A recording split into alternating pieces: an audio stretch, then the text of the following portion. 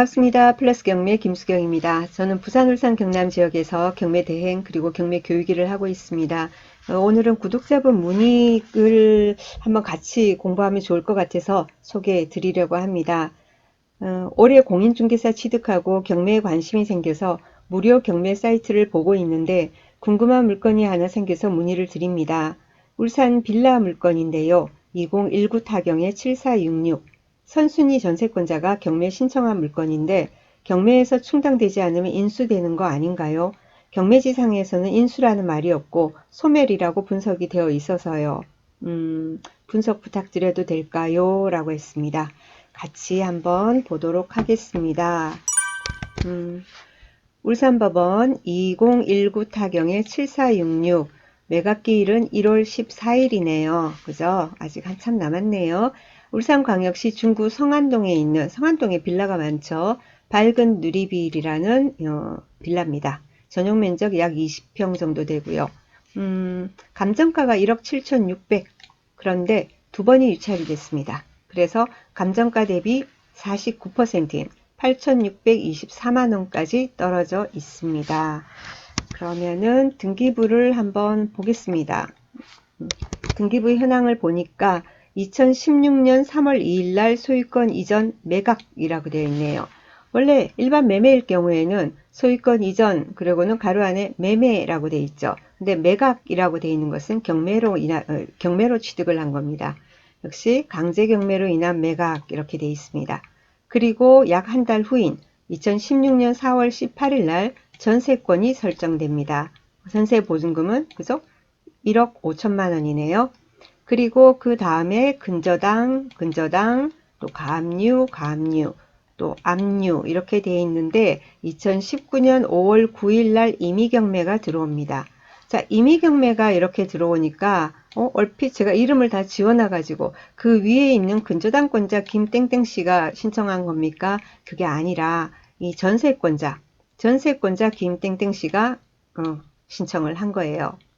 우리 경매가 보면은 임의경매라는 게 있고 강제경매라는 게 있고 그리고 형식적 경매가 있습니다. 그죠?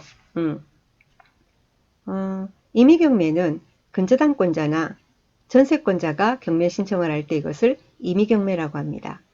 그리고 가압류권자나 아니면 임차인이 뭡니까? 임차 보증금 반환 그 소송을 통해 가지고 들어오는 것을 강제경매라고 합니다. 그리고 형식적 경매는 뭐 청산을 위한 거 또는 공유물 분할을 위한 거, 뭐 유치권에 뭐 있는 거, 뭐 이런 여러 가지가 있을 수 있어요. 자, 그런데 여기서 이제 이 전세권자가 들어왔거든요. 그런데 우리가 여기서 요 위에 부분을 일단은 보지 말고요. 전세권만을 생각을 한번 해봅시다. 전세권만을.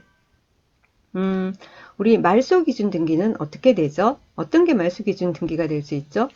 저당, 근저당, 압류, 가압류, 담보가등기, 경매 개시결정 등기 6개가 말소기준 등기가 될 수 있죠. 그죠? 자, 그런데 전세권자, 그죠?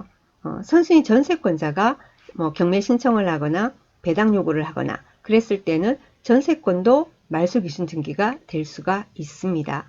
말소기준 등기가 될 수 있다라는 말은 말소기준 등기가 된다라는 것은 자신을 포함해서 다 말소예요. 자신 아래 본인 그 등기 아래 말소가 아니라 그 등기부터 다 말소되는 거예요. 그렇다면 예를 들면 이 전세권자가 전입을 하지 않고 우리 가만 보면은 한 번씩 보면은 뭐 직장이나 여러 가지로 해가지고는 타지에 가서 살게 될 때 전입은 하지 않고 그냥 전세권만 설정하고 사는 경우들이 있습니다. 그렇게 전입을 하지 않은 전세권자 같은 경우에는 이런 식으로 됐을 때 자기가 1억 5천의 보증금을 걸었다 하더라도 자 본인이 경매 신청을 하거나 배당 요구를 하게 되면은 1억 5천만 다 못 받더라도 뭐 미배당금이 있더라도 다 소멸이 되거든요. 자, 그래서 여기 보시면 소멸 여부 보면 다 소멸이라고 돼 있어요. 예, 전세권만을 가지고 생각하면 그렇게 됩니다. 자, 그리고요. 그러면은 우리가 이 사람이 전입을 안 했어요? 아니요, 전입을 했어요. 봅시다. 자, 김땡땡 씨가 전입일이 2016년 4월 19일이고요. 또 박땡땡 씨 되어 있네요. 이 사람도 2016년 뭐 4월 19일, 이 사람은 남편이래요. 여기 보니까 임차인 분석에 보면은 박땡땡 씨는 신청 채권자의 배우자임 하는 내용이 나옵니다. 그러니까 이 부분은 밑에 부분은 신경 안 쓰셔도 되죠. 어쨌거나 이러면은 이 임차인이 2016년 4월 19일 날 전입을 했단 말이에요. 그죠? 그러면 2016년 4월 19일부터 대항력을 가진 임차인인 겁니다. 그죠? 그리고는 배당 요구했고 그렇습니다. 근데 이 사람이 만약에 전세권을 설정하지 않았다고 또 이 부분만을 가지고 우리가 생각을 한번 해봅시다. 선순위 임차인이 전입은 했는데 확정이 없어요. 확정이 없고 배당 요구는 했다. 이럴 때 뭐냐면은 보증금 1억 5천은 어떻게 되느냐.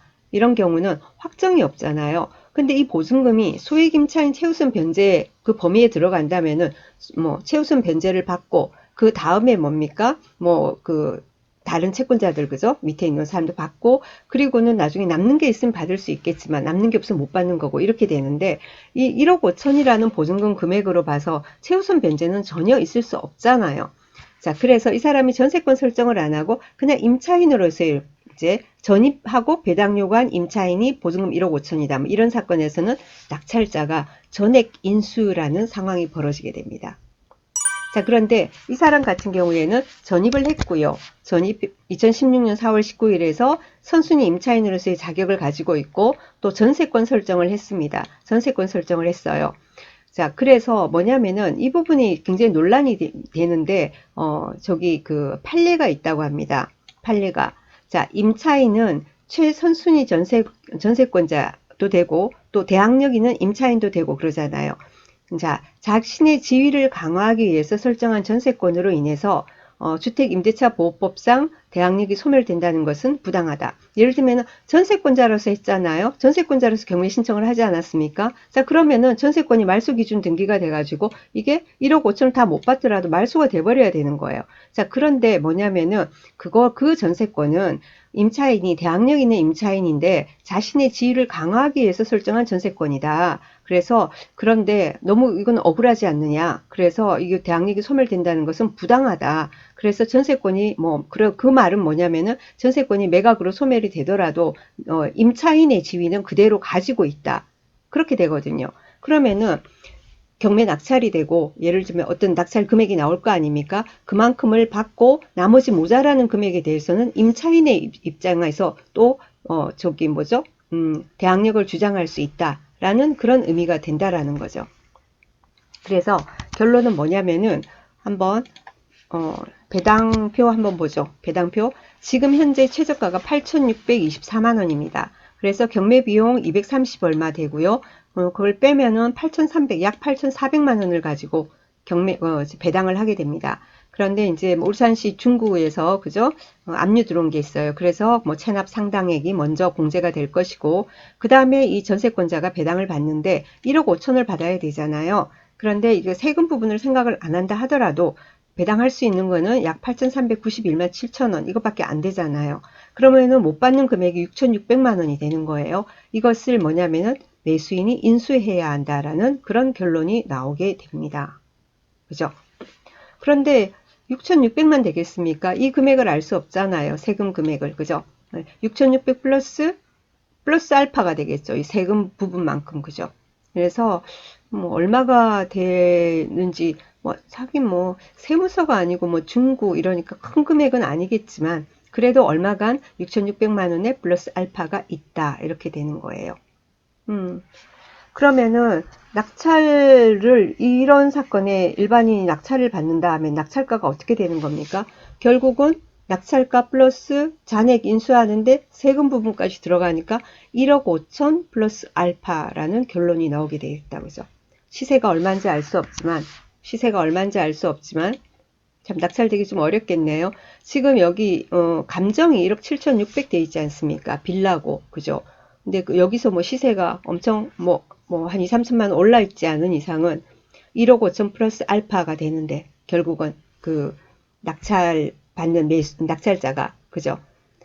얼마 낙찰받고 8,624만 낙찰이 되더라도 그 금액을 그죠? 이제 일단 써내고 그 다음에 뭐죠? 1억 5천에서 모자라는 것도 인수해야 하는데 그 인수하는데 그 중간에 또 문제가 되는 게 세금 부분이라는 거죠. 그래서 1억 5천 플러스 알파가 되기 때문에 일반인이 입찰을 하기는 상당히 어렵고 뭐 이해관계인 통해서 예를 들면 이런 사건 같은 경우에는 뭐 꼭 관심이 있으면은 일반인은 어떤 세금 부분이라 이런 걸 알 수 없지 않습니까? 그래서 여기 이 사건에 관계되는 채권자, 그죠? 임차인 이런 사람들을 통해 가지고는 그 사람들을 이렇게 통해서 서류 열람을 해서 세금 관계가 얼마 되는지 그런 걸 확인해서 입찰할 수밖에 없을 것 같습니다. 자, 오늘 여기까지 하겠습니다. 좋은 하루 되시고요. 내일 또 뵙겠습니다. 감사합니다.